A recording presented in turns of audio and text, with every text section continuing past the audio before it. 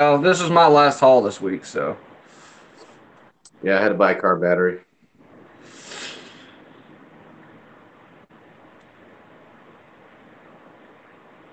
Hello, everybody. all right. So we are live. Welcome everybody.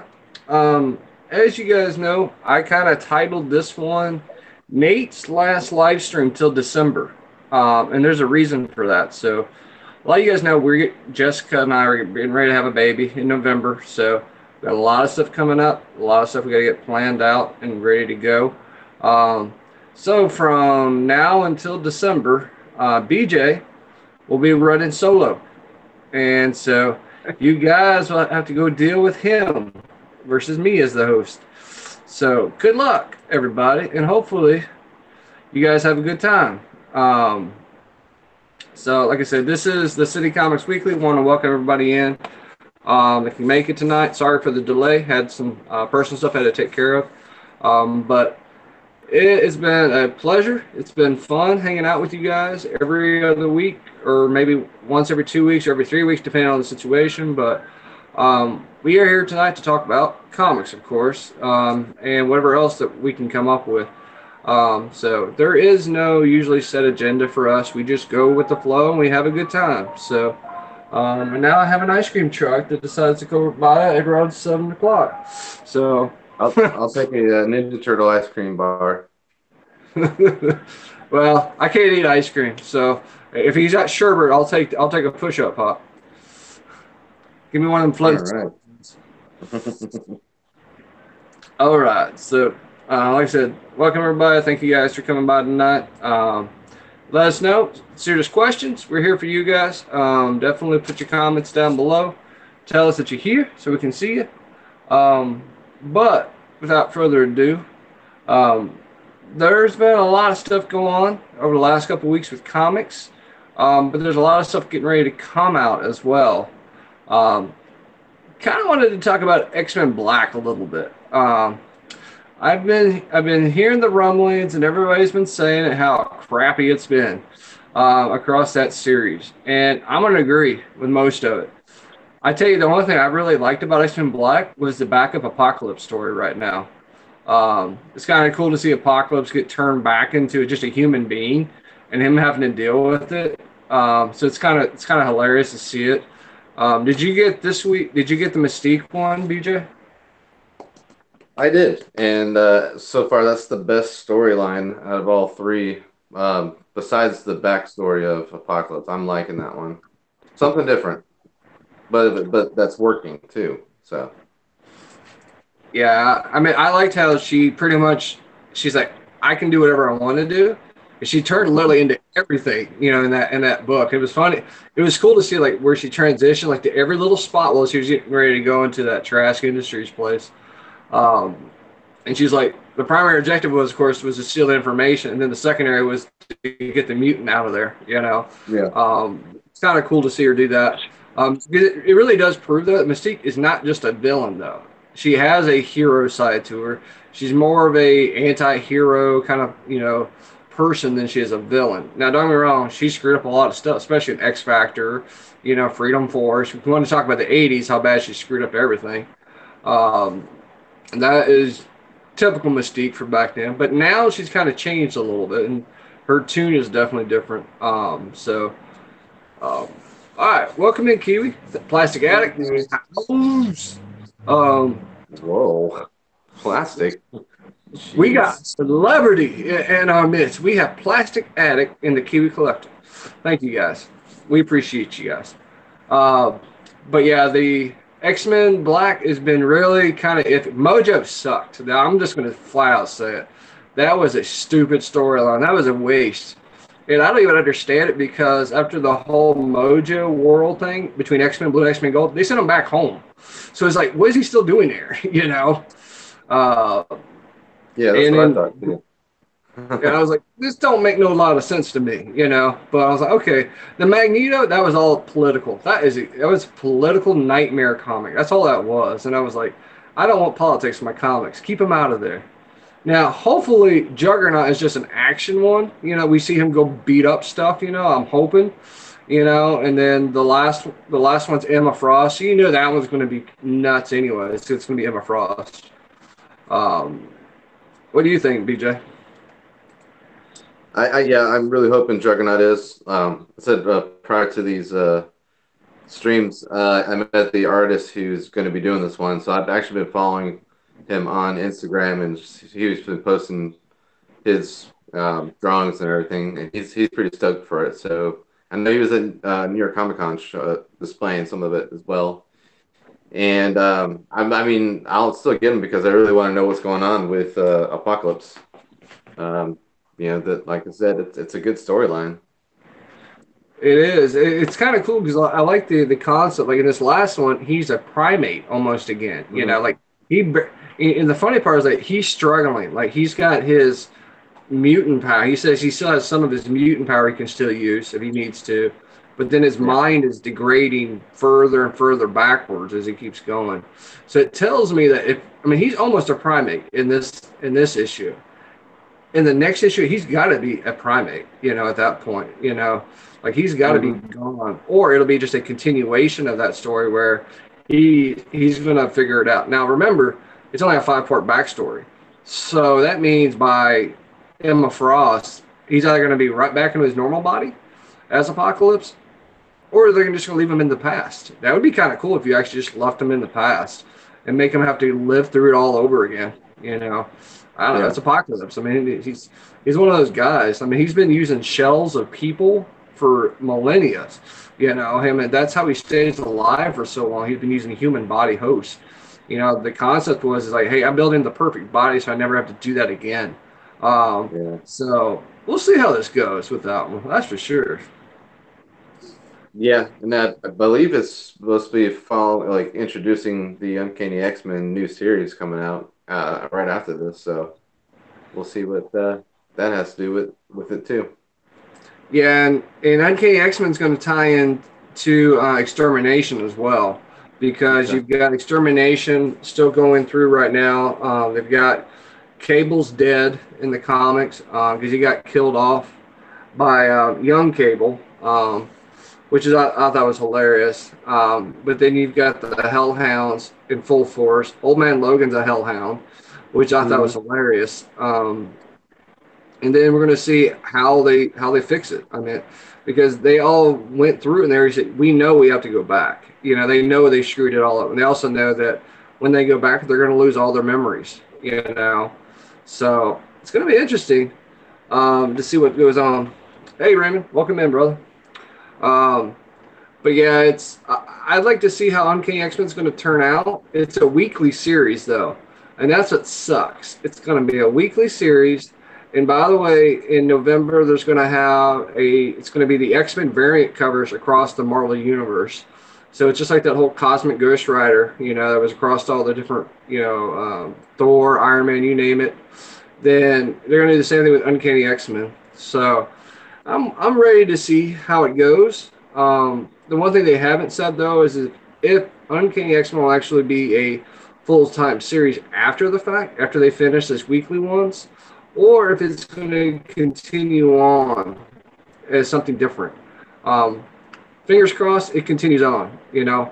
But because I like my core group. I like my gold team, I like my blue team, but I like my original gold and blue team, not this new crap they came up with. Yeah. Hey, Oregon Coast Toy Fanatics, welcome in.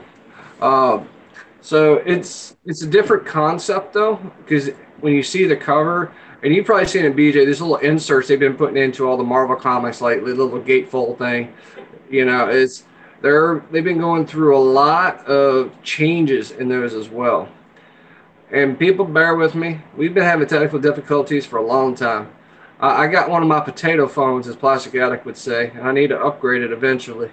Um, but the catch 22 being is that there's going to be a lot of changes with this. We're going to see a lot of people getting all the characters that you wanted to see in X-Men Gold and X-Men Blue are going to be in Uncanny X-Men now, except Wolverine. So let's bring And up Cyclops. that topic. You know, they're going to have X-23 in there, but it's not Logan Wolverine. You know, they're not going to have him in that actual series. And the reason being is because of the Return of Wolverine going on right now.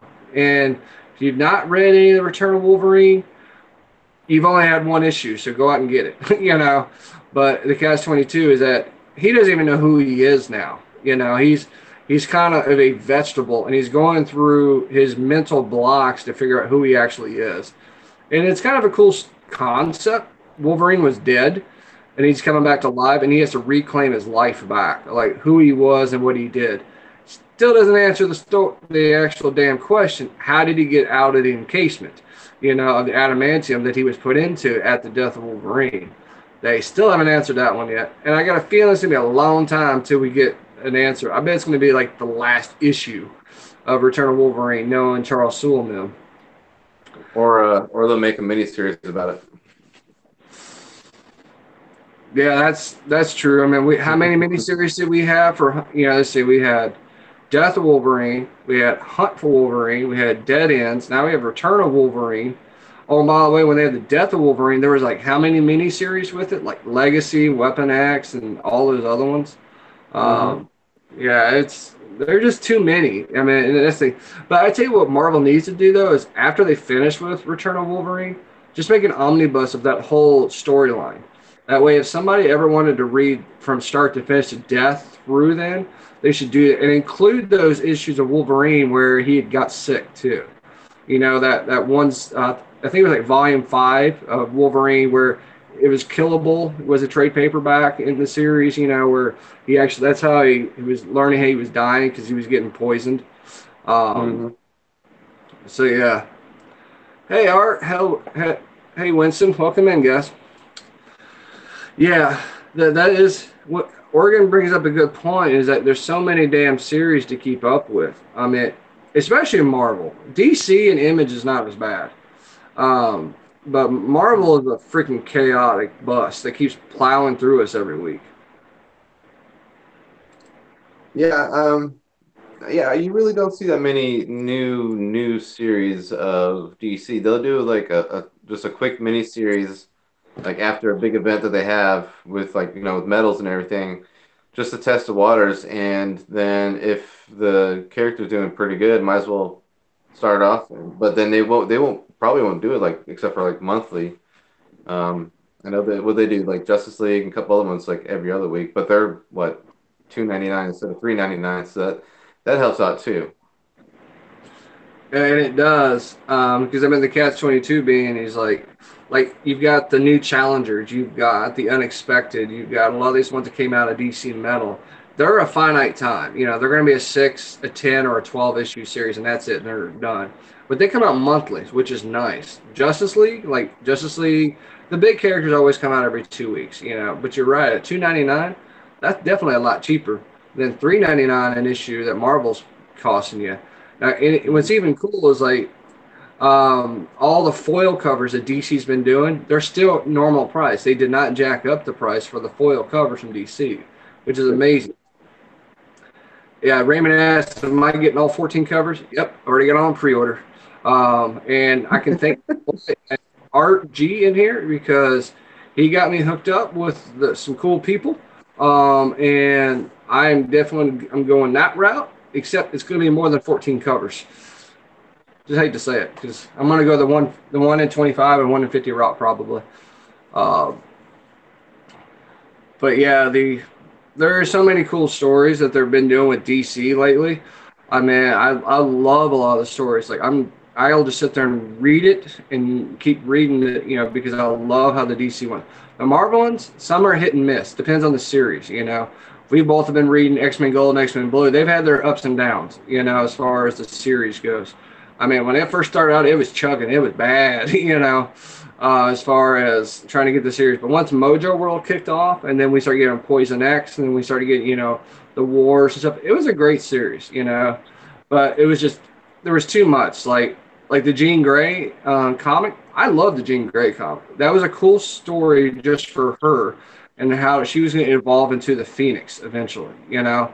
And I liked how they did it as a character. Iceman's the same way. Except Iceman was way too damn slow. I read the first three issues and I was bored. So I was, oh, bye bye. Same way with Superman. Hate to say it, everybody that's a DC fan, but it's like I cut off Action Comics and Superman because of that. Bendis's writing got horrible, for my opinion, and after issue three. So I was like, nope, I'm cutting it. I'm done. Man of Steel, amazing story. 1 through 6, that was an amazing story. But nope. I had a feeling Bendis was going to do this with Superman. Um, and it proved it like always. And that's why I'm hoping Grant Morrison doesn't screw up Green Lantern as it's coming out. Fingers crossed. Um, yeah, I guess the more and more we talk about the Green Lantern, I'm probably just going to grab the first book. Um, I need to start going into a little more DC. I've been using Hoopla to catch up on it, and that's a great way to do it. I am on the third book, not the volume of the Flash, and I'm really liking that. I think that I'm on like issue 38 on that, and uh, I read the Red Hood and Outlaws as well, the first volume. Pretty good. I thought it was pretty good. So if Marvel keeps on doing what they're doing, and I might just have to drop a few and add some of DC, which is not bad at all. Oh yeah, I mean, and I like the story writer. What I also like too is like we have a lot of writers that are back and forth in different companies. Donny Cates, Gail Simone, they a lot of them do all kinds of stuff, which is kind of cool to see. Um, I don't think we'll ever see Jim Lee back in Marvel again, other than doing covers or stuff like that. But the cool thing is I like the stories DC's been writing. They're actual stories. It Hmm. isn't like it's like not like a churn and burn like you get with Marvel. It's just like there's actual writing going into it, and it's been really amazing. Like the best series I've read so far, probably from DC this year, not Doomsday Clock. So far, it's been The Witching Hour. I've loved The Oh, Witching Hour. With Wonder Woman and the Justice League Dark. Because I love horror. I love horror comics. I always have. If they brought out House of Mystery, House of Secrets, I'd be all over that like a pig in slop. That's why when Sandman came back out, I jumped in full feet because I love Sandman. And they brought out some new series with House of Whispers and Lucifer, and now they're gonna have the Book of Magic, or the Book of Orders come out. So I'm getting all of them because I love those stories, and it's Vertigo, so they can do whatever they want to do, and it doesn't really affect the main DC continuity half the time. Um, but yeah, you're right. DC's killing it this year. Marvel, it's overinflated right now. I also just started reading some more of my trades I got from Ollie's the beginning of this year, and it was the JLA from like early 2000s. Mark Waid was writing it. Man, those are good. Holy crap, man! I went with Chad over there, and he's just like, I was like, hey man, just grab me some DC, let me know what I think, and he just gave me like a stack, and I really like the JLA ones. Yeah, I get the JSA ones too because Okay. JSA was phenomenal. I love the JSA run from the early 2000s, mid 2000s, especially when you got close to where they had Infinite Crisis, and then and Identity Crisis. All Uh, that kind of ties in, and the Crisis of Conscience as well. Um, JSA was freaking awesome. Like, and I love the All Star Squadron, from the '70s and '80s, and Infinity Incorporated. I love those books because I love Golden Age heroes. Always have. So when I saw an opportunity, they said JSA was coming out as a comic. I jumped all over that book. I loved their writing, and the artwork was amazing in it too. yeah, So so um, good. I mean, you see every JSA cover was an Alex Ross cover. So it's like, holy crap, it's sort of like what we've been getting with like Marvel lately. Ross has been doing lots and lots of covers this last couple, months, and it's like, holy crap, um, just amazing. Um, Raymond asked a little bit about Hoopla. Can you explain it a little bit, BJ? Like, I can't use it because it doesn't connect with my library. We got this from our buddy Kyle Phillips. He introduced it to us. It's a you can use it on the website on your computer, or you can download the app. What you do is you set up your library card that's in your county, and it'll give you. It depends on your county. It'll give you like a certain amount of things to borrow per month. You can do books, you can do audio, you can do movies, TV shows, you can do comic books. Where I'm at, Lexington County in South Carolina, I can do four. So I've just been, I mean, they do issues by issues, but they also do trades as well. And the best way to do it, what I just found out with DC, that they've got the first 3 to 4 volumes, but then they'll come out with a book for those 4 volumes, and you can get 30 comic books to read for up, for forever. Really, I've been using that a lot, and I barely can do 4 borrowing in a month. It's really good. And then on the computer and on your app, it'll show the page, but if you tap the panel, it'll pull up the panel in full view, and you can just scroll through that as well. Awesome. Yeah, and the reason why I wanted BJ to talk about it is like my Hoopla connected to my local library gave me a couple of CDs worth of music. That's all I got. There was no comics. Um, it looks like an amazing situation, so is that you can actually get free books to read online and so much a month, and you're using your local library too. I mean, think of it in that perspective too. You're still supporting your local library because you're working with them. Um, Hmm. so But yeah, all right. Now, Raymond brought up a topic which, is going to be kind of controversial in this stream. Talking about Batman, the Tom King Batman. Um, yeah, I'm not a Tom King Batman fan, and I'll tell you why. Because I don't like some of the story writing with Batman. It seems like he's being pushed to do stories that he does not want to do. It was really evident with Batman 50 when we did not get the actual wedding between Batman and Catwoman. Um, and because a lot of us all wanted it, we all wanted to see that wedding happen between the two people. And it did not happen. And to me, it seemed like DC was behind that schematic versus more than Tom King. Because I love Tom King's writing in other books. Like he's doing Heroes in Crisis. It's an amazing story. And I don't know. And maybe I'm a little jaded too because I love the Scott Snyder, Greg Capullo Batman, from New 52 and Rebirth and stuff. I love those stories. But Tom King Batman, I'm going to pass.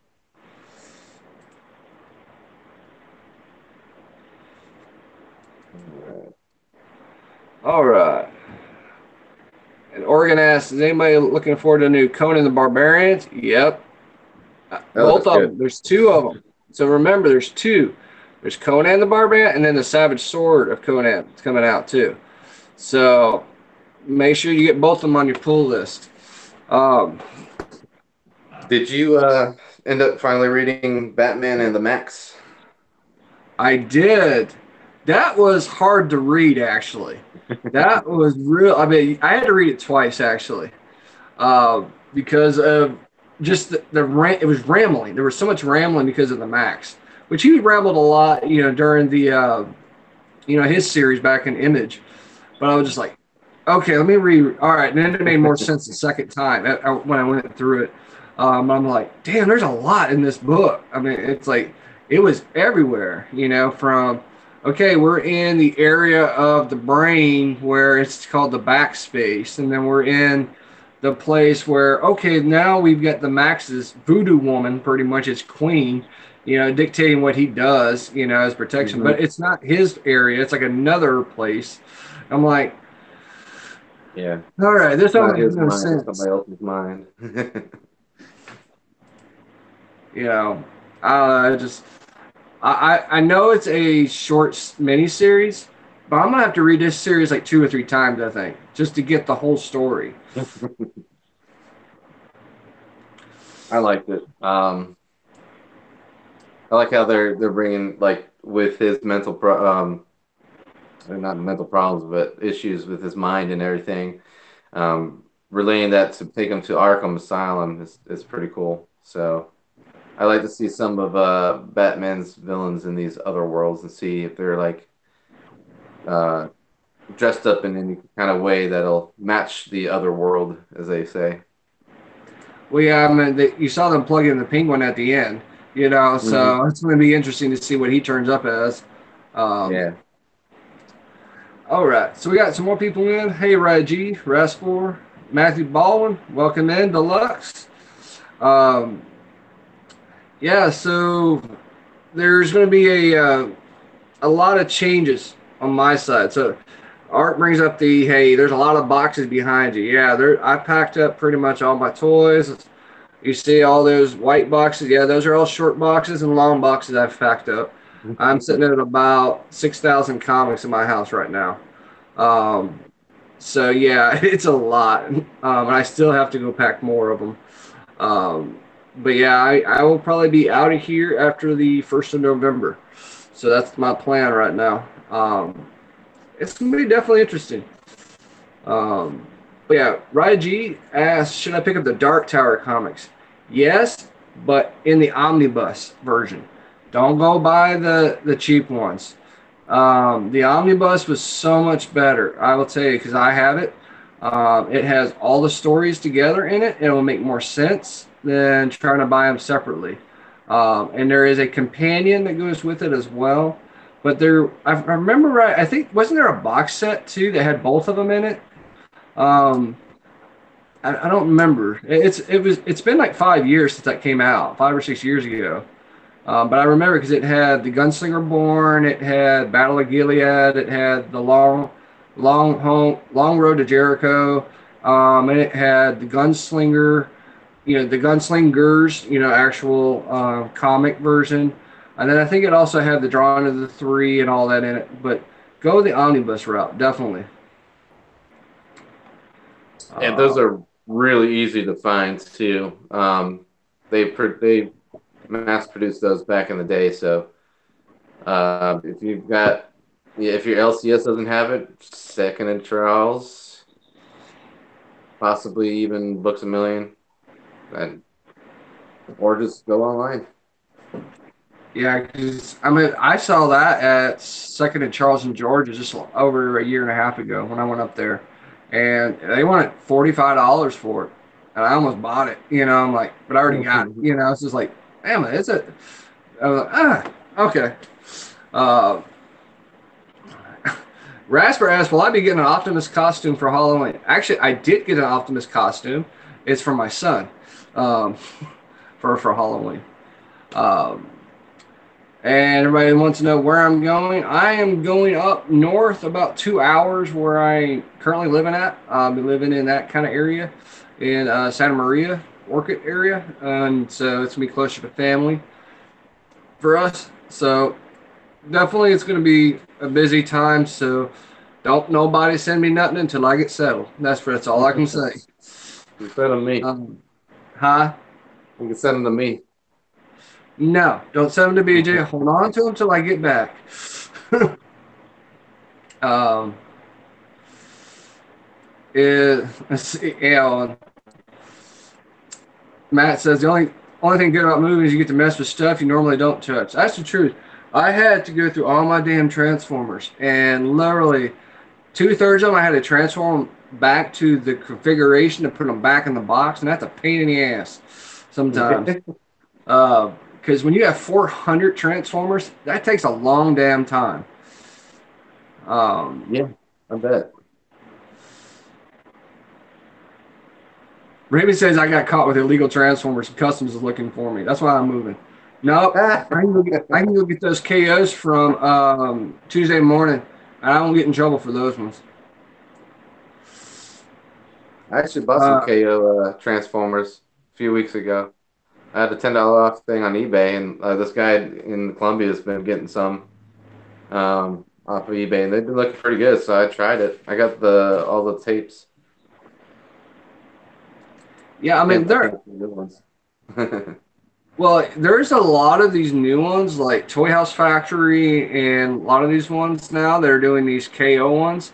And they're actually better than the actual real ones because they'll do better articulation, better ratchets, and things like that. The design will be better. The paint will actually be better in some of them. So, I mean, the Infinite Transformation Megatron, that's a good example of one that's actually, I think, better than the actual real one. Um, so there's a lot of those ones out there. Zhang is doing a lot of great ones as well.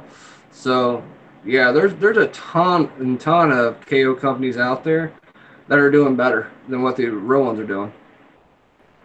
Well, I think the one I got was a Toy House one too. I have to look at it again. Yeah, it probably is. It's probably the THF Soundwave. Did it come with all five tapes or just one tape?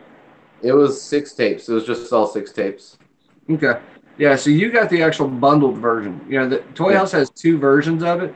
They've got the one with just Laserbeak, and then they got the one with all of them. And actually, I still need to get a Soundwave. Mine, I had to sell mine a long time ago, and so I need to get another one. I've got the clear version from Year of the Goat, but that's about it. You know, the one. So I need to Mhm. go back and get either the Toy House one or one of those ones. Because the freaking regular Masterpiece TRU one is like 200 something dollars, $250. I think it's expensive now. Yeah. We got a big old question here. We do. All right. All right. Welcome Hey, in, what's up, Tattoo Man. Tattoo? Huh? What's up, Tattoo? Hey, Jamie. Welcome in. All right. So, Sith, welcome in. And he has a question. CGC question at my LCS. Can a slab be cracked open and put back together by anyone to attempt to mislead, rip off someone when selling or trading? Talks to people scamming, others have been rumored. Okay. No. If you crack open a slab, it is cracked open. You can't reseal it at all. What you can do, though, is, and this is what I have seen done, is take all the stuff out of it and try to put it into a new slab and try to seal it yourself. It will not look and it will not be the correct way, and it will not be worth the value. Because here's the other thing, too, they use a vacuum sealer when they slab a book. It's CGC or CBCS. PGX don't deal with PGX. Period. Don't deal with PGX. CBCS or CGC only. But yeah, they'll actually put in like kind of a vacuum sealer when they actually do it. And it is the only way I would do it. Now, here are the two things I will say about cracking slabs. I crack slabs, and this is why. Um, if you want to go press and clean your books, you know, say you got like I have a giant size X-Men #1, and mine's a 6.5, and I'm looking at it and it's dirty and it can be pressed and cleaned and then be done better. I'll crack it open, get it pressed and clean, and resubmit it to get it at a higher grade. I did that, and mine came back at a 7.5. You know, so that is the catch 22. You can do it on your own, you know, and then be able to do that kind of work. If you don't have the expertise to actually crack a slab, then what I would recommend is finding somebody who does.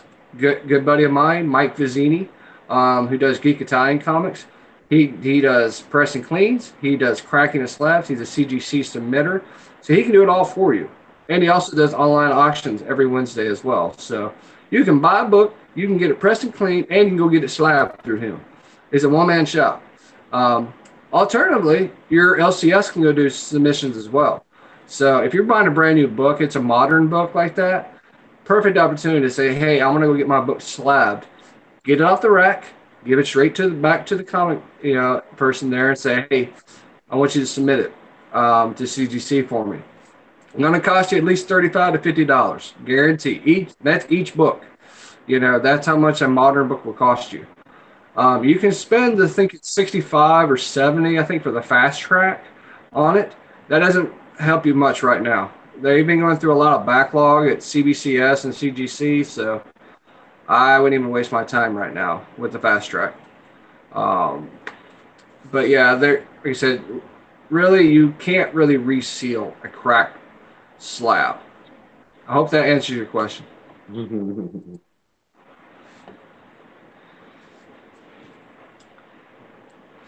All right.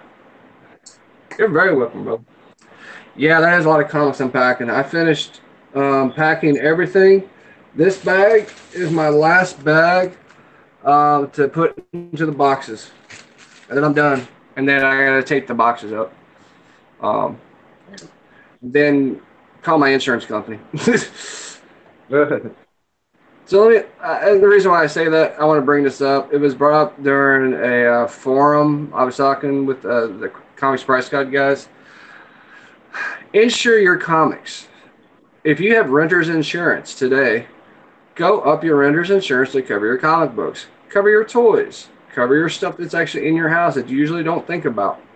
And what you want to do though is get it to where it says it covers the value of the comic, not the original cost of the comic. I.e., if you bought a Hulk 181 in 1975, 74, or whatever, it was worth $1.50. It's worth about 1,200 now if it's very fine in your mint. Make sure your renter's insurance can do it at the value of the actual book. So it's worth a discussion with your insurance guy just to see, to cover your books. Because you never know if a disaster is going to happen. You could lose everything, just like my Transformers. I would be so pissed off to lose all my Transformers because that's over 25 years of collecting, these. So they're all insured. I have them in my insurance plan. Um, so yeah, just wanted to bring that up. What do you got? USAA? Yep. All right. I've been using USAA since 2001. Been with them a long time. Yeah, buddy. Um, they take good care of me. Them and Navy Federal are the two best ones I ever worked with. Yeah. So, what is that? Luke Cage got canceled. Yeah. So did Iron Fist. So makes Yeah. they said the only one they're keeping out right now is just Daredevil and Punisher. Defenders isn't coming back. They already said that. Makes me kind of wonder why though. I mean, Yep. Iron Fist, I understood. I understood why Iron Fist was canceled. It was slower than crap. And, Uh, both seasons. Season two was better than season one. Don't get me wrong. It was still slow. yeah. Um, but and spoiler if you haven't seen it, Typhoid Mary shows up. At the end of season two. Who's a freaking awesome character. But at the same time, it was like you could tell they were dragging it on a little bit in season two of Iron Fist to get to the Typhoid Mary part. I'm like, you should put that in the middle of the series and just had her fight her the whole series. Um, but it's bringing up a bigger thing is Disney slowly crunching out the Netflix series? We're only going to have Punisher season two. We don't know there's going to be a Daredevil season four. It kind of makes you wonder: are they squashing Netflix to be able to bring it back on their own service down the road, or are they trying to get rid of it because of the rating that it is today on Netflix? I'm sticking to my ground. I think they're gonna pull it over to Hulu. So because I'm not, you don't know what kind of content you're gonna have with Disney's streaming media services. Because I mean, the first thing you think of as Disney before Marvel or before Fox and all that or Star Wars is cartoons. They are a family company with these TVMA shows that we've had and were thankfully we had, even though some of them were rather slow, but they were able to bring them to Netflix. Hulu has that offer for that to show them as TVMA, and with them buying Fox, they now have a share in Hulu. So I'm hoping, my personal opinion, I'm hoping it's going to be in Hulu because there is another rumor that it's going to be an Iron Fist and Luke Cage show together now. Oh yeah, I love the Heroes for Hire to show up. Luke Cage and Iron Fist together, and then they're fighting. Then Jessica Jones shows up randomly, and so does Colin Wing. It just, I, I mean, that's 70s and 80s goodness, people. I mean, if they do it, though, they got to bring out the yellow suit for Luke Cage. And they got to give him the headband. They kind of teased the Iron Fist old uniform a little bit, as they were going through season two. It's like, but bring up the full up bright green and yellow. Bring it out, Make them bright and colorful people like they were. Um, yeah, that'll never happen. It's Marvel. No. But no, I did see a lot of things that they could have did. Like they could have tied it to Spider-Man a lot easier too. There's a lot of because of the Kingpin. The Kingpin's tied to the Spider Universe as well as Daredevil. He's Hmm. been a pain in the ass for them for many years because people a lot of times forget that Hell's Kitchen is just part of New York. Is that they're all in New York, so it's like, come on, let's just make it easy. Bring that's a good segue to bring Spidey into that part of the universe, but they won't because of the agreements they have with Sony today over Spider-Man. Um, but there's a lot of characters they've not really done yet, that they can still go through. I mean, they barely scratched the surface on Typhoid Mary. That's only one of them. That's only one of Iron Fist's enemies. Where's Sabretooth? Sabretooth was actually Iron Fist's number one villain that he fought for years in the book, So it's like, Hmm. bring him back, Uh, Baron Mordor.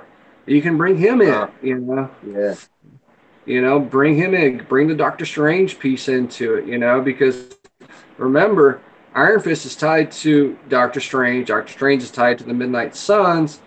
Henceforth, we can get a Midnight Suns movie or a series. I think it would do better as a series than I would as a movie. Um, because I think it would fit good, like if you have Blade and everybody into the Netflix side of the house. But I just don't know how good it would do as an individual movie. And the other catch 22 is like they've been in talks with Wesley Snipes about being Blade again. So if they do go through that rabbit hole and he does come back as Blade, are we going to get Ryan Reynolds back as Hannibal King? I don't think so. No. It ain't going to happen. Um, but what I do think we will see, though, is we're going to see a lot of that mysticism piece of it show up eventually. They're already starting to Hmm. do that a little bit with the main movies. You've seen it with Doctor Strange. You've seen how he's been tied to the rest of the MCU. We've seen how it's done with Iron Fist, a little bit. And the hand with Daredevil, and Stick and Hmm. Alexa and everything. So I can see more of that. But where was the Silver Samurai at? You know, he was a huge guy that hated Elektra, you know. Um, and where was Bullseye? I mean, come on. Yeah. It's like, I mean, I get it. Season three was Born Again, but it's like, where's Bullseye? The three seasons, we still don't have Bullseye yet. Yeah, I haven't seen the third season yet. I've been watching that Haunting on House Hill. If anybody on there been watching that, it's pretty good. It just, in front, now, I get it. Will Ferrell played I'll say a decent Bullseye, Oh. or Colin Farrell, whatever. Will Ferrell, that's even better as Bullseye. No, but yeah, Colin Farrell. I mean, he did a decent job as Bullseye. You could tell it was all the story writing, though. He was he was going with the flow. But to Yeah. me, he actually made the movie. If it wasn't for him, I don't think I would have watched it because I can't stand Affleck as Daredevil. Um, but they've got some opportunities. They're just kind of not using them yet. And I think a lot of it has to do is because of the new change in schematics that they're doing with the Marvel MCU universe with Thanos. I think we're going to see a lot of changes after the Avengers 4, and then all the other old guys are gone. I think that's where we're going to see the new phases change. Kevin Feige, he knows what he's doing. He's already said, I'm bringing the X-Men in. He's going to come up with a plan to do it. So trust in the man. That's all I'm going to say. And him and the Russo Hmm. brother. Um, we'll have to see, though. Yep. All you can do is wait. So might as well buy some more comic books and watch some YouTube about theories and whatnot. All right. Oregon asked, any thoughts on the Joker film teaser? Dude, I'm excited to see that one. Well, King Phoenix is the Joker. I'm excited to see that one. Unless you're talking about that little snippet about the new Suicide Squad 2. Let me know which one you're talking about. But if it's the Joaquin Phoenix one, I'm all in on that one, man. Yes, absolutely. I'm I'm down for anything that Joaquin Phoenix makes since gosh, either what is it? Gladiator, probably, since he started that one. Signs. Oh yeah, yeah, science too. And of course, Walk the Line. He did an amazing job on Walk the Line and Her. Um, so I mean, Reese, I I love anything he does. I mean, it just and he can play any character. That's what I really like about him as an actor is that he plays any role he's thrown into, and he just does it. Oregon says not no definitely no definitely the Phoenix. Yeah, because I mean it's going to be an amazing. Now a lot of people don't like the look of him as the Joker in that teaser, um, but realize that the Joker has many looks in comic books. We're going to see probably many looks of him in the movie as well. So, but to me, I saw him as a mashup of Cesar Romero and freaking Heath Ledger together in that uniform. I'm like, dude, this is going to be amazing. yes, absolutely. All right. So, cool thing being is that we've got all these movies coming out, and we lost Superman for good. Henry Cavill is no longer Superman. So, the interesting piece now is that we're seeing DC kind of die on the string with their whole extended universe right now. But what we are seeing is a resurgence in their solo movies, which are going to do amazing. Wonder Woman 2 looks good. Aquaman looks amazing. Um, Green Lantern, don't touch it with this 10-foot stick. Let it die on the vine until you are ready to do it right. Don't do Green Lantern Corpse either. Do a Green Lantern Hal Jordan and do it right. Yeah. Um, that's all they got out right now, right? Aquaman and Wonder Woman, and then of course the Joker. Yeah, and Well, then Suicide Squad 2. yeah, I was gonna say Suicide Squad 2, and then they've got Titans on their series and Swamp Things scheduled. Um, Actually, that reminds me, Nightwing came out this week, and they just retconned all of Grayson, so he's no longer called Dick Grayson; he's called Rick Grayson now because he got shot in his last comic, and now he doesn't know who he is. He lost a lot of his awareness of how to do acrobatics and stuff. So now he is called Rick Grayson because he doesn't know that his name is Dick. um, Richard Rick. Yeah. Okay. so it was kind of interesting to see it. I went to go buy a copy of it and it was gone. But I was like, okay, whatever. I'll catch it on digital or something like that and read it. It was just one of those things. Is like DC doesn't really retcon things that much, you know. So it's kind of an interesting story to think about. Like if somebody got shot and then they have, they've lost a lot of their, mental capacity because they've been shot, and they come out with a different identity. Is okay? What are you going to do? With this character. So I don't know. We'll have to see how that goes with them. Same way with the James Gunn coming over to DC. Batista says he wants to come over as well. So it'd be kind of interesting, to say, okay, they killed off Drax during Infinity War. That could be a good segue if he wants to leave and just go to DC permanently with Gunn. So I'm waiting to see how Gunn does in the DC. I'm sure he'll do pretty good. Especially with all the fans that he's made the past few years. Um,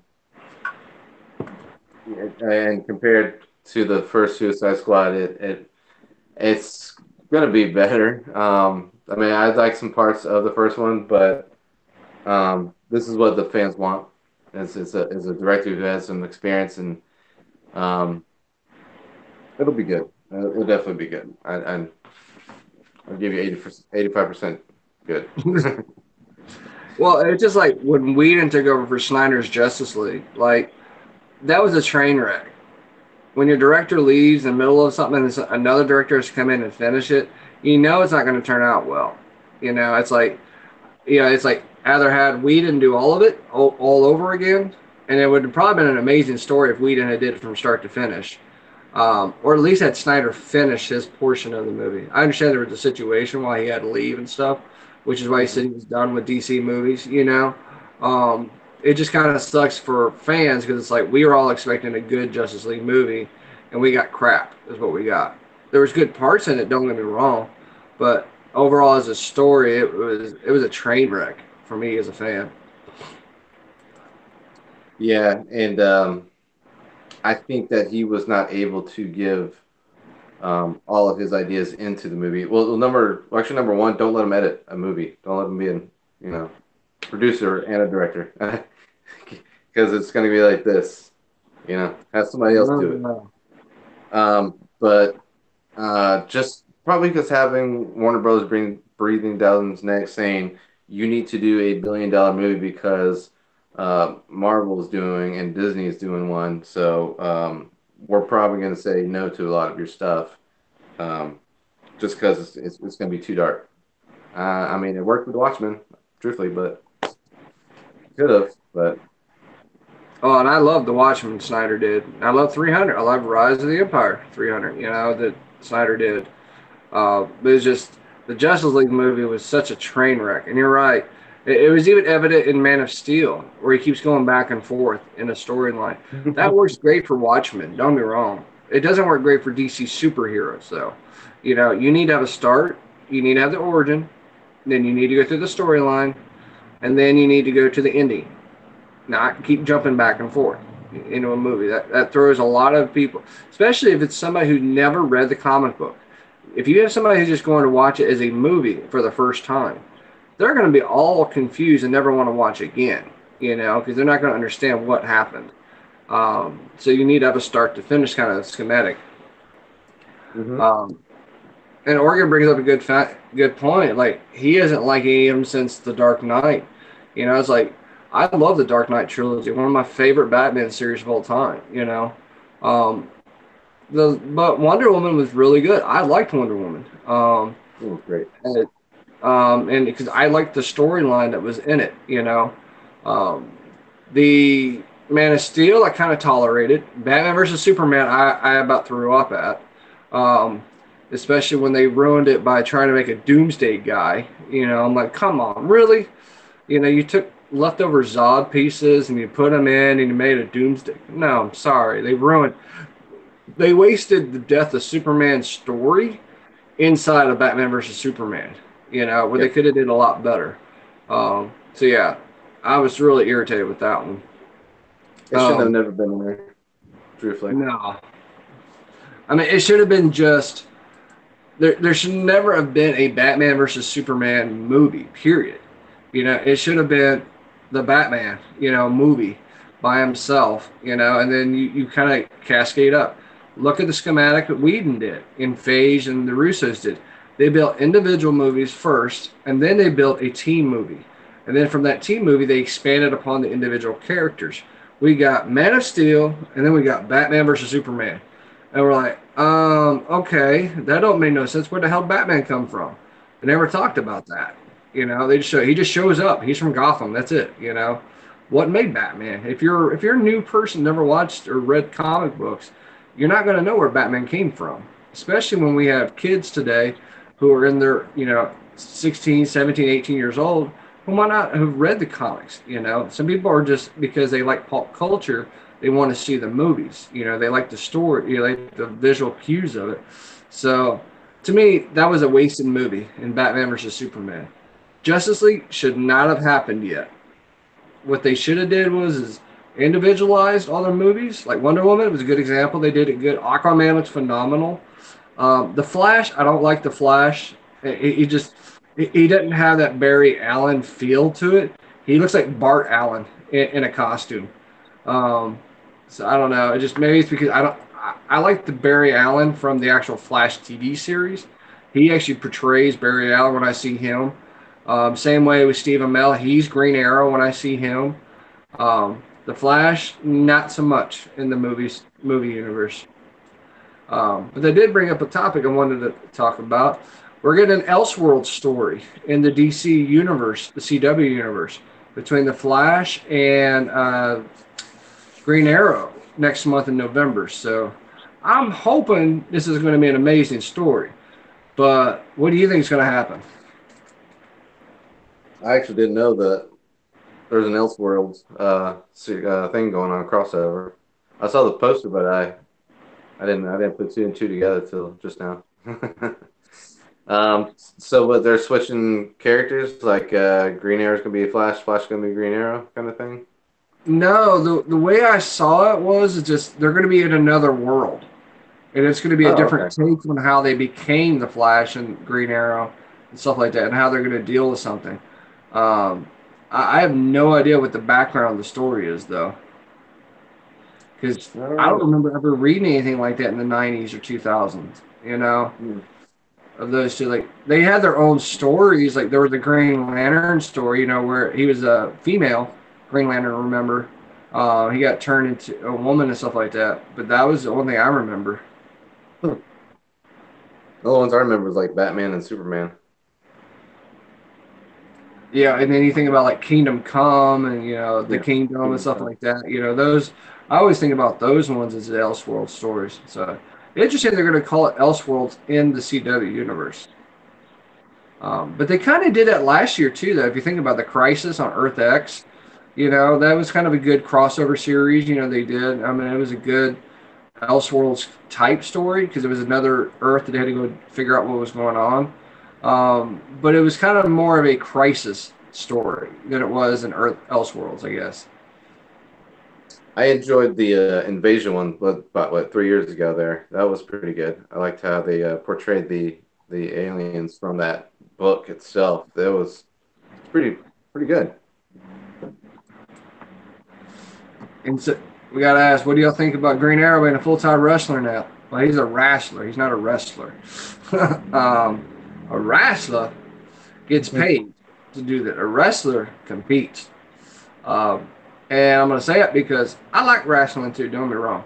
I'm a wrestling fan. But at the same time, he needs to stick with just being Green Arrow. Don't be trying to be in there. I mean, look at CM Punk, for example. He tried to go to UFC and he got his ass whooped both times. So there's some, you stay in your lane sometimes. And Art says, yeah, he's enjoying the new season of Flash. I got to catch up on the Flash. I haven't had a chance to watch that or DC Legend tomorrow yet. I gotta catch up on last season's on Flash. I think You I'm better. like halfway up. I It know was Katie good. Sackhoff's in there. Um, Katie Sackhoff, I like her. She's always a big sci-fi and nerd fan 'cause from back from Battlestar Galactica and stuff like that. So I always follow her. Whatever kind of a nerd show she's in, I think will be pretty good. Yeah, a lot of people didn't really put that together. It's too easily, it's like all they saw was just her with her blonde hair. Like that's the Battlestar Galactica girl. That's Hmm. freaking Starbuck. A lot of people didn't really realize. I'm like, dude, Starbuck's in the Flash. Yeah. You can't get no better than that. She had a cool ass power too, but it kind of got lame at the end. It's like, oh, you can control metal. Great, you're like a Magneto or a Polaris kind of person. Oh, but you can only control it out of a bucket. It's only the metal Hmm. that was next to you when you got your powers. Oh, okay. Yeah, your power sucks now. Yeah. Probably after the Halloween month, I'll start catching up on all these other shows. Um, just been cat watching a lot of scary movies and TV shows there. Yeah, I've been watching a lot of anime. I've been watching a lot of Dragon Ball Super lately, so been catching up on that. I actually ended up watching everything from Dragon Ball, the original series, all the way up to now. So I've been trying to get ready for Dragon Ball Super Brawly, the movie coming out in December. So been digesting as much as I can because it's been like 20 years since I've watched some of these episodes. I'm like, damn that! Oh yeah, I forgot that happened. Um, but yeah, I've got the Flash, DC Legends I need to catch up on. Still waiting, praying. The Dead of Class doesn't get canceled to the last second next year. I'd be pissed off if something happened to Sci-Fi and they cancel that show. I haven't heard a whole lot of rumbling about it since the trailer. They had a huge panel at New York City Comic Con I've been following Remender over there on Instagram as well, and so they had all the actors and actresses there. I mean, the panels. I mean, it was really damn big for a TV show. So they're pushing it, and they Good. better stay there. Damn it. Oregon wants to hear what we think about Captain Marvel. Okay, there's I don't know how to politically correct say this. Where the fuck is Marvel at? Where's the Marvel story first before the Carol Danvers Captain Marvel story? Because if it wasn't for the original Captain Marvel, there would be no Carol Danvers Captain Marvel. Um, Marvel gets a short little scene in the trailer that came out. Like he's the trainer of Captain Marvel, Carol Danvers version. I'm like, where is Marvel? I mean, and I guess a lot of it too is because I grew up with Captain Marvel as Captain Marvel first, Yeah, before Carol Danvers took over. And I love the story. I love Jim Starlin's work with Warlock and Captain Marvel, and Thanos. Um, Quasar. Kazar, good God. um, but what gets me is like I was really really sad not to hear Captain Marvel was not going to get a movie first. They went straight to the Carol Danvers, and a lot of it has to do to, of course, is that they're trying to relate to all kinds of people. Women, men, and everybody. Girls can definitely relate more to the Carol Danvers version, whereas men can relate to the Captain Marvel version. Um, it just kind of frustrated me a little bit, to say the least, that we didn't get that story, because there were so many great stories that we had with Marvel and Thanos, and you had everything that was going on. I mean, with him and the Kree Empire, the Shi'ar, everything. And it's like we got like a tidbit look at the Kree and nothing of the Shi'ar. And I was like, okay, where's or the scrolls? It's like we saw a little bit of the scrolls, in the trailer. Um, but it was kind of like, okay, where's everything else at? There should have been some more storyline into that. And I'm hoping in the actual Captain Marvel movie, they go into all this. In my opinion, can get thrown out the damn window. Um, but I'm just kind of disappointed we're not getting Marvel. Uh, if what Disney and Marvel are doing right now, like pushing more towards the universe side of Marvel and bringing more superheroes that are known for, fighting in the galaxies and whatnot. If that stands up and gets very popular for everyone, they they may be able to bring out Marvel as maybe perhaps a TV series on the Disney show or the Disney app. It is family friendly, so there's that much possibility as of right now. Well, and that's kind of the cool thing that they don't talk about a lot, is that a lot of the stories in the actual space and galaxy universe kind of stuff, those are kid friendly kind of stories. They're not, other than the destruction and killing of all the people. A lot of these stories can be PG 13. They don't have to be rated R. There's no reason for Captain Marvel to be rated R. There's no reason for that. A lot of these stories can be PG 13. You can do fake phasers or whatnot and blow stuff up. That kind of stuff. Yeah. Um, it's kind of catch 22. I just hope they don't do stuff like they did, like with Cloak and Dagger. I hated that show. I hated that show. I'm like, that's not the Cloak and Dagger I grew up with. Mhm. I watched 2 episodes and quit watching it. I was done. Um, I think I went like 5 or 6 episodes, and I was like, nah. I mean, Agents of Shield is light speed better than Cloak and Dagger was. Now, granted, the Inhumans was horrible. Inhumans was the worst thing I think I've seen Marvel do, because they botched it. They botched that one bad.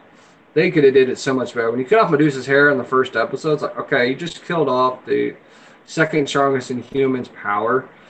I get it, what you're trying to do, but it's like, come on. Really? Um, I don't know. They blew that one. Um, but yeah, there's been a lot going on. I know Agents of Shield's coming, get ready to come back on again too, so I can't wait for that one to come back on. So see what how they're going to tie it back in because as of the last episode, Coulson was supposed to die. He was Okay. already dying, and he was actually in Tahiti with May, so he could just live out the last of his days. I guess. So guaranteed something's going to happen. They're going to make him live. He'll live again, or they'll figure out how to make him so he doesn't die. So they'll continue on the story. We'll have to see. Um, but yeah, a lot of shows, a lot of stuff going on, a lot of movies going on too.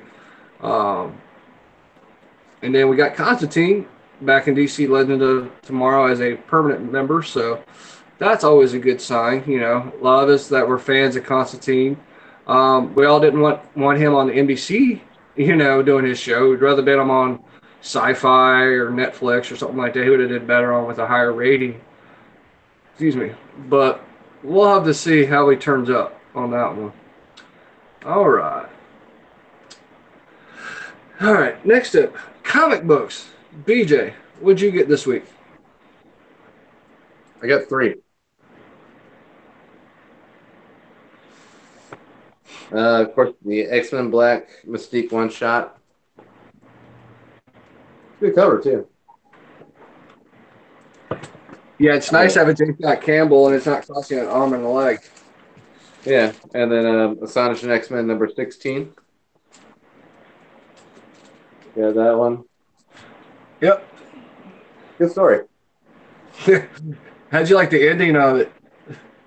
Hold on, I forgot it. Oh yeah, yeah, I forgot it. Yeah, that's pretty good. Yeah. But you knew it wasn't going to last, though. You knew it wasn't going to last at all. Oh yeah, yeah. I saw that because when they kind of ran off each other, I was like, oh, I know what he's doing. Yep. Um, Scout Comics, The Mall, number 2. Man, it's been a while since that first issue came out. It has. I saw it, I was like, finally. So, it's good. Really, if you like 80s storylines, it's good. And it's from Florida too, because it's based in Florida. Nice. Oh, um, I went to Target's website and they had a deal on this thing. Oh, Enfys Nest. yep. Yeah, there was $35 on the Target website, so I just price matched and picked one up. Nice. Yeah, these things don't really connect at all because, like, when you pull it, it kind of just falls out, and it's kind of weird. Yeah, it But seemed like they didn't make that one as good as they did the other ships. I heard a lot like getting it connected was a pain in the butt too. yeah, because it's like loose right here because it only snaps in. So I'm trying to figure out if I hooked it in right or not. Because I mean, the directions were like, there you go. Um, but I mean, it's long as crap though. I mean, it's almost 2 feet long. So, and then you got soft fabrics and everything on there too. So I might weather it, make it a little bit more um, worn out, I guess. I was gonna say it needs some mud on it or something. Yeah, yeah, I'll do that. So, but yeah, it was a small haul for me this week. Had to buy a new car battery unexpectedly. So there's that. I've been there. I know how that is. Like, and because I've got a Ford Fusion, so mine's a hybrid. So you have to have the battery plus the actual charging batteries too. And I'm like, my car won't start. What the hell's going on? So I turn it, and then it finally, the alternator kicks in, and then the battery finally kicks in, and then it just starts shaking like to death. And I'm like, I can't drive this thing like this. And then found out it was my dumbass had left my lights on and discharged the battery. You know, Uh, so I was like, yep, you got your new battery. There's another $60 to $100. ugh. I know the feeling, man. All right. I got a little bit of a haul. Um, so we got Astonishing X-Men number 16.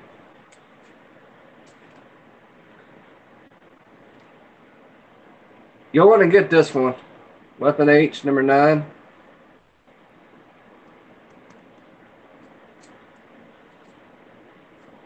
Mr. and Mrs. X number 4. Okay. And it's cool because Terry Dotson's doing the covers. I like how usually Dotson is a variant cover guy typically. Of course, X-Men Black, Mystique. And then the lineup variant. To find out they go together. They do actually. They'll sit next to each other. So once I get all 5 of them, I'll put them all together. Cool. Let's see. Infinity Wars, Weapon Hex.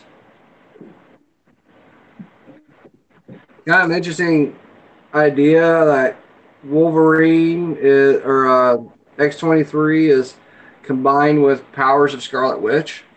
Um, kind of a Oh, cool idea. It's because like her dad isn't Magneto, of course. You know, he's a sorcerer or whatnot, but he's a hex sorcerer.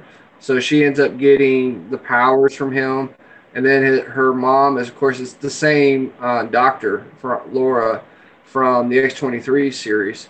But the cool part is that they're in Wundagore Mountain when all this happens. Um, oh, and her trainer is a magic lookalike. okay. And then you got the connecting cover variant. This connects with all the other one shots like Doctor or what's his nut Iron Hammer. You know all these one shots they've been doing. Gotcha. Life of Captain Marvel. We were talking about this. So, I want to talk about this for a minute. They just Cool. retconned the origin of Captain Marvel with this series. So, she did not get her powers from the actual fighting and stuff, you know, getting exposed to them, you know, like she thought. Captain Carol Danvers is actually half Cree. Her mama is a Cree. I wonder if that's going to relate in the movie.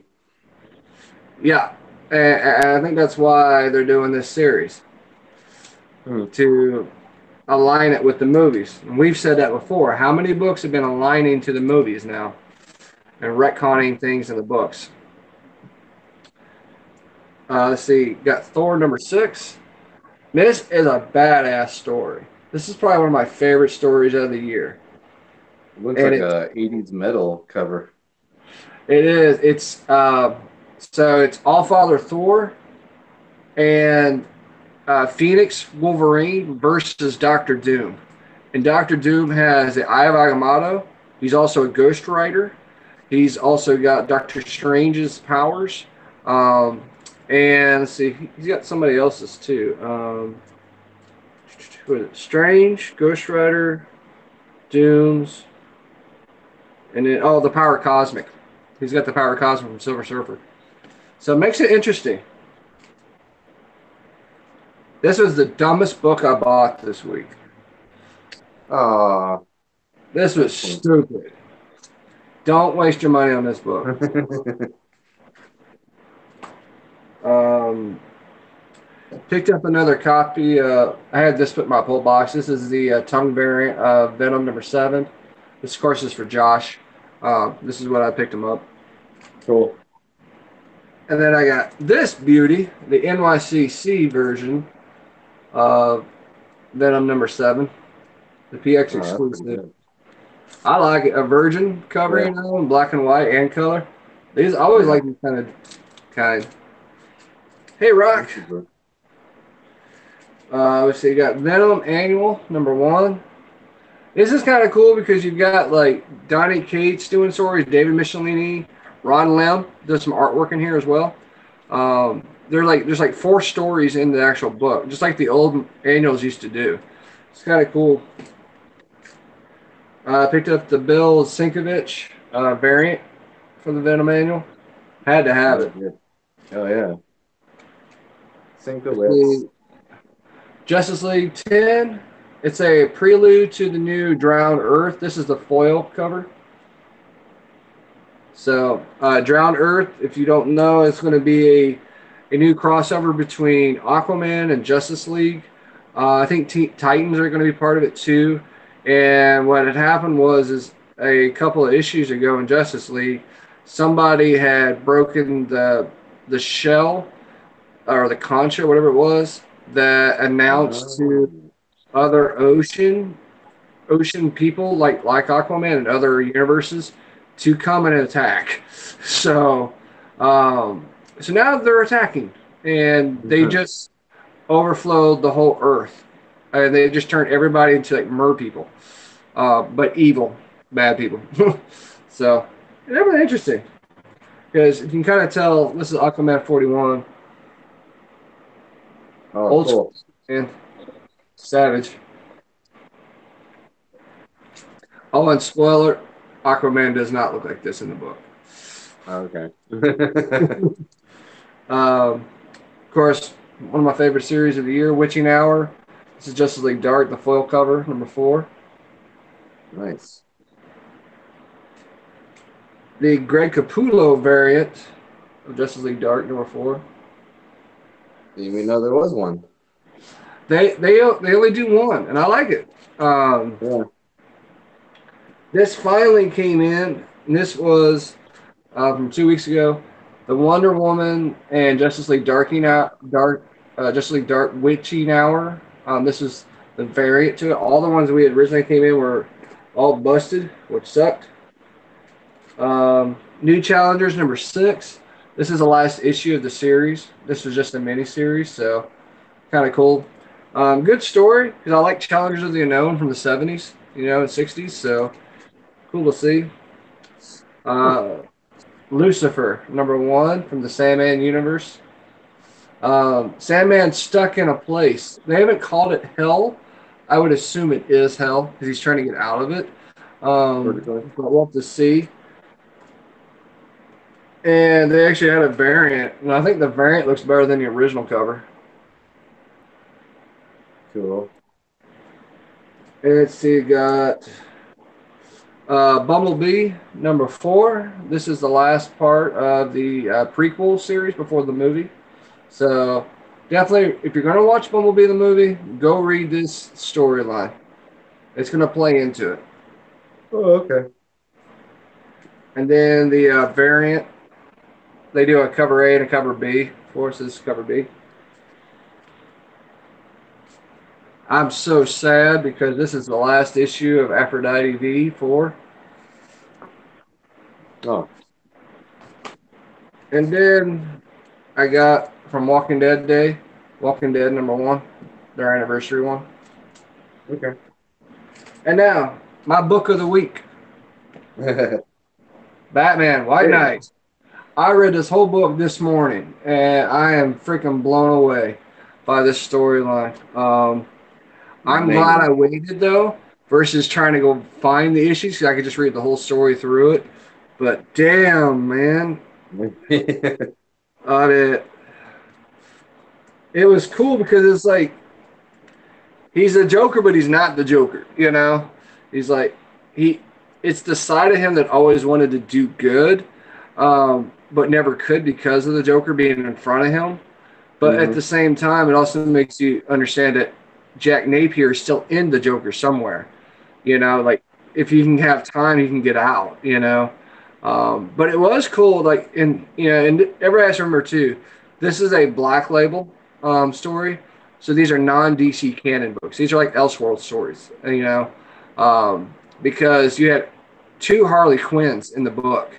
You had the Harleen Quinzel, the original Harley Quinn, and then they Hmm. had another girl in there, and I'm like, Mariah Drews, where does that name sound familiar? And I'm like, and I couldn't figure it out. I couldn't figure out where she's from. Um, so I'm gonna do some research and figure out who this girl is because Yeah. I've never seen her before in DC Comics.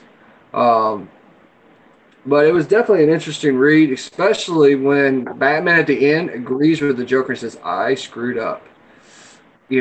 I am part of the problem just as much as you are, and let me try to figure out how to fix it. You know, so it's a really cool story. But man, I felt so bad for Clayface, dude. I felt so bad for him in this series. And spoilers, like if you guys have not read White Knight, I'm not going to spoil everything in the book, but I'm just going to say that poor bastard. He should not have Yeah, had to go down in the way he did. the things you've seen. Oh God, yes. It was bad. Oh man, it was nuts reading through this storyline. But it made a lot of sense though. I mean, especially the Victor Freeze and Thomas Hmm. Wayne connection. Because it's like, okay, the Freeze family and the Wayne family are really connected because they all been working together. Thomas Wayne worked with, Victor Freeze's dad, and they built all this stuff. It made kind of good sense to it, but it's like I wish they would port that portion to the main Batman universe. Like go in there and explain it. Because that's the one character you don't see developed a lot anymore in Batman comics or even Detective is Mr. Freeze. You don't see a lot of him in the comics. You Hmm. know, it's always him versus Joker, him versus those kind of things. Um, so it's just one of those stories I think that they could really dynamically pick up on. They haven't yet. Um, but yeah, it's one of those stories that I'm gonna tell you. Buy the book, buy the trade paperback, go get it today. Go home and read it. And if you don't like Batman, you actually will probably like Batman in this storyline Yes. because of the way the story is written. Um, my original concept is that it was okay. Batman's the bad guy, and Joker's the good guy. It's not so easily said. I mean, it's more of a gray area for both of them. They're both good guys. They're both bad guys at the same time. And this story goes through what happens when you reverse it. You reverse one of the characters and try to change them. So definitely go out and buy this book. And then you have the third party part of the story with the other Harley Quinn, going with that too, which new character that's pretty cool, Neo Joker, Yeah. which and then um, you get to see all of the Batmobiles too, just to let you know. Oh yeah. There was nothing better than seeing the old freaking Batman from 1987 Batmobile room. I'm like, holy crap! Then you see the tumbler, you see the Batman, you see the Batman Forever one. You see, I mean, it's like Mhm. they just show up and like, all right, here you go. Here's all the Yeah. keys, Gordon. Um, it really made you think though, as from Batman's perspective though, is like I could have saved all these lives so many years ago if I would have given them my technology. If I would have given them half of the stuff that I have, I could have been doing a lot more versus me putting it all on myself and my small set of teams to do it. Um, Mhm. I liked it. I mean, it was cool. It was like, they had Nightwing and Batgirl was in it, and they were actually the real people. The cool thing, though, that was different was the Jason Todd piece, though. Is like they brought that all up, like where Uh, Joker was going to kill Jason Todd and they let him go, and Todd's gone. There is no, no Red Hood, no outlaws, no nothing like that in this story. But they said he was the first Robin, not Dick Grayson in the storyline, which I thought was right. a cool change. Was like there was no Tim Drake no Tim Drake Robin in this story at all. It was all Dick Grayson's Nightwing and then Batgirl. That's it. There was no Robin. So it was kind of a cool idea how they did that.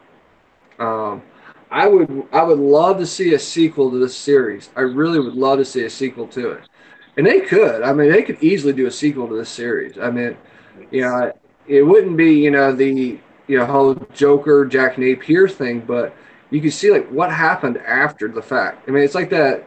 It's like the old Dark Knight Strikes again. A situation where it's like, okay, you had the Dark Knight before, you had this, but let's see what happens with that GTO concept. Let's see what happened when Batman was with Gordon and all of his crew for a couple years later.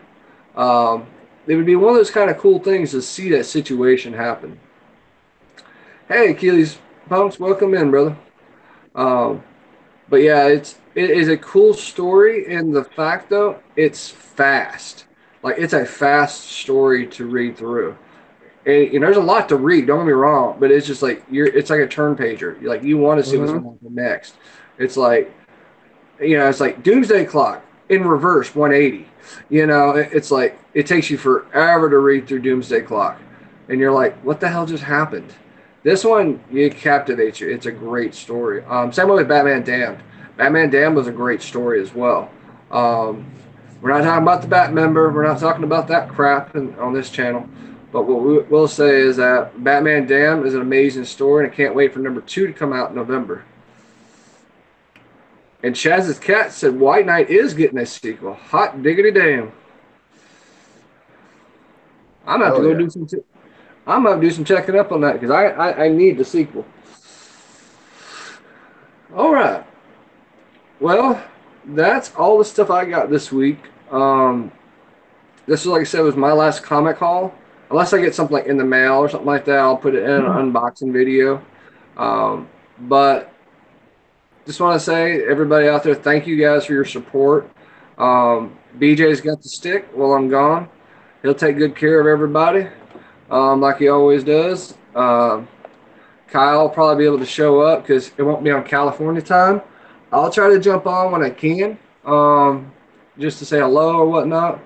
But I got a lot of stuff going on with the move. Um, but I do want to wish everybody a good next month coming up. We'll miss you guys, but it's not goodbye. This is just farewell for now. So, BJ, you got anything else before we close up the shop tonight? Um, well, we'll see you shortly. You got the baby in the next what, about a month or so now. So and then 2 hours away. So I'm guessing that's going to be a new county for you. So maybe that library county will have some comic books for you on Hoopla. I'm hoping so. Fingers crossed. But I am actually staying with Hypno Comics. They're going to ship me my books, so I'm good with my comics at least. I gave them my list all the way through January. So, um, so I said, "There's everything I need. Keep me covered." And they said, "We got you." And so that is the cool thing about my LCS. And a lot of LCSs will do that too. If you just talk to them, "Hey, I'm moving out of the area, but you're a good LCS. I want to stay with you as a patron." They'll hook you up, because where I'm going, there ain't none. There's Oh, one Lord. little there's one little comic shop inside of a mall, and it's horrible. They don't get hardly anything in there. They've got one that's way up north. I think it's like a half an hour or 45 minutes away. They don't have a good selection, and they don't have good discounted rates either. As far as subscribers. So I'm not gonna do that. I'm gonna stick with my people here at Hypno. I know I'll get my books. I know they'll take care of me, and they'll get them shipped out, and they bag and board and send them to me. So hey, that's one less thing I'll have to do now. All right. um, but yeah, so big shout out to Hypno. Thank you guys for getting me covered as I move on. Um, and thank you everybody that came out tonight. We really appreciate it. I'll try to get a couple of videos out here and there when I can. Um, but BJ and Kyle, you guys take care of the stream, take care of everybody. Like I said, I'm gonna still be around in the chat and stuff like that. I'm still gonna try to help out with the page and stuff as much as I can, but I will become incognito for a lot of stuff. So everybody, put those hauls out there on our page. Keep them coming. Keep the questions coming. Keep supporting our channel. Because damn it, in Spread the January is word. going to be here soon. And guess what? In January, we're going to go freaking do the top 10 of 2018. And there's a lot of books that we got to go look at, from the top 10. And Kyle Berry gets a damn list together. That's all I got to say. Uh, all right. Well, people, thank you guys for coming out tonight. I really appreciate it. BJ, thanks for always being my co-host, man. I can always count on you at least. Yeah, But softball's thank you, done man. now, so not till March. So you got me all Thursdays. Sweet. So, everybody, take it easy. Have a good night, and we shall see you guys on the next stream. And BJ, how are they going to get a hold of you for the streams? Are you going to do it through Instagram? Are you going to do it through YouTube? Or I don't know. Maybe I just might just do Facebook Live right now if I can't get anybody. If not, I'll figure something out. Okay. So yeah, we'll put something out on the page, guys, letting you know where the streams are. Just like me and BJ been doing now. BJ puts on a lot of the pages. I put out on pages where we're going to be at. So there'll be more Syndi-Comics Weekly, just with BJ. All right, guys, take it easy, and we'll see you guys on the next one. All right, all right, all right.